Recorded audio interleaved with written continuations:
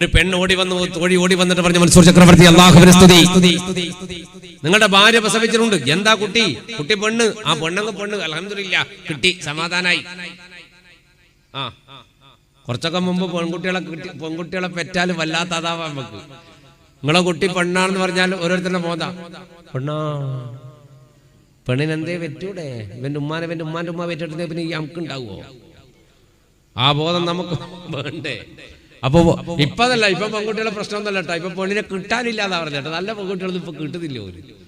അങ്ങനെ ആയിട്ടുണ്ട്. ഇവിടുത്തെ കഥ എനിക്കറിയില്ല. അങ്ങനെ തന്നെ സിദ്ദീഖേ നോക്കിയില്ല? കുറെ നോക്കിയാ അപ്പോ അത് പിന്നെ അത് നല്ലതിന്. ഇപ്പൊ കല്യാണം മംഗല കഴിയുമ്പോ തന്നെ പുതിയാപ്പിളായിട്ടൊരു പോക്കുണ്ടല്ലോ അവളെ പുരയിലേക്ക്. അപ്പൊ അവിടെ ഉണ്ട് എന്നുള്ള ഒരു ഉറപ്പും ഇപ്പൊ ഇല്ല. ഓരോ പുയ്യാപ്പിള പോണത് പോവുക, നോക്കുക, ഉണ്ടെങ്കിൽ നോക്കുക, ഇല്ലെങ്കിൽ പപ്സും ചായ എല്ലാം അടിച്ചിട്ട് വരാം. അവസ്ഥയാണ്. അല്ലാഹു സാലിയായ ഭാര്യമാരെ കൊടുക്കട്ടെ നമ്മളെ ചെറുപ്പങ്ങൾക്കൊക്കെ. അപ്പോ മൻസൂർ അലി ഖാൻ ബാദുഷാ ചക്രവർത്തി കാത്തിരുന്നു തന്റെ കുഞ്ഞിനെ ഒന്ന് കാണാൻ. കുറച്ച് കഴിഞ്ഞ് കുളിപ്പിച്ച് പട്ടിലൊക്കെ പോഞ്ഞ് മൂപ്പരെ കയ്യിലാണ്ട് കൊണ്ടുകൊടുത്തു.